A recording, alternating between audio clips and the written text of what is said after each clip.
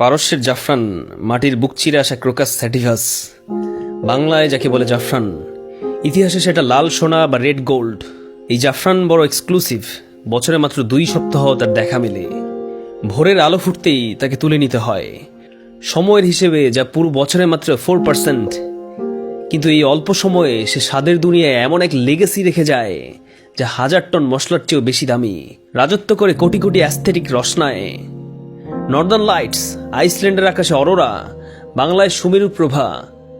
এই অরোরা বড় আনপ্রেডিক্টেবল, বছরে অল্প কয়েকবার আসে, কয়েক মিনিট কি কয়েক ঘন্টা, বছরের হিসেবে সামান্য কয়েকটা পার্সেন্টেজ।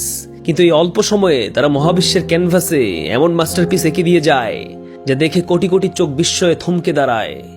নেইমার জুনিয়র লোকটাও এমন, ভিশন প্রেশাস, অনন্য ম্যাজিক, ক্লাসিক, ভিশন এলিট, যা গত কয়েক প্রজন্মে এই একবারে রিভিল হয়েছে।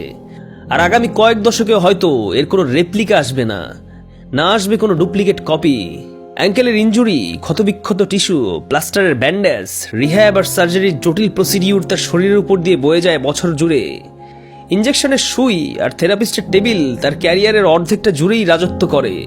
তারপরেও সে অনন্য, ঠিক ওই জাফরানের বিরল ঘ্রাণের মতো। এই যান্ত্রিক ফুটবলে এক মুঠো শুদ্ধ আর্টিস্টই ঠিক ওই দার্জিলিং চায়ের মতো, যেটুকু থাকে সেটুকুর আভিজাত্যে বিবন্ন হয়ে যায় দুনিয়ার বাকি সব এনার্জি ড্রিঙ্কস কিংবা অ্যালকোহল।